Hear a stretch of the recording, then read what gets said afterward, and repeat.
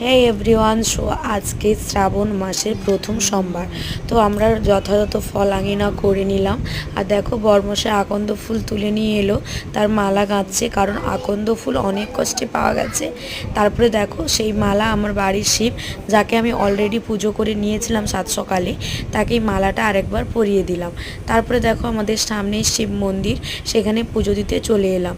তার জন্য একটা বড় মালা গেঁথে নিয়ে এসেছি, কারণ এটা বড় শিব আর আমার বাড়ির শিবটা খুব ছোট শিব, সেই কারণে তার জন্য ছোট মালা। তারপর দেখো আমাদের মতো আরেকজনও এখানে পুজো দিতে এসেছিলো, আমার ভাইয়ের স্ত্রী, ঠিক আছে। তারপরে এখানে দেখো শিবের পুজো দেওয়ার পর আমরা এখানে সামনেই শীতলা মাতার মন্দির আছে, সেখানে ধূপটা জ্বেলে দিলাম।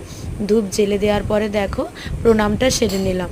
তো কে কে আমার মতো আজকে সকাল সকাল স্নান করে সবুজ কালারের শাড়ি, চুড়ি, টিপ, কানের সমস্ত কিছু পরে শিবের পছন্দ মতো সেজে গুজে কে কে মহাদেবের পুজো দিতে গেছো, প্লিজ আমাকে কমেন্টে জানাও যে কে কে আমার মতো আজকের দিনে নিরামিষ খেয়ে শিবের মাথায় জল ঢালতে গেছে। তো জলও ঢেলেছিলাম, সেটা পরের ভিডিওতে অবশ্যই তোমাদের দেখাচ্ছে। কেমন লাগলো ভিডিওটা জানিও।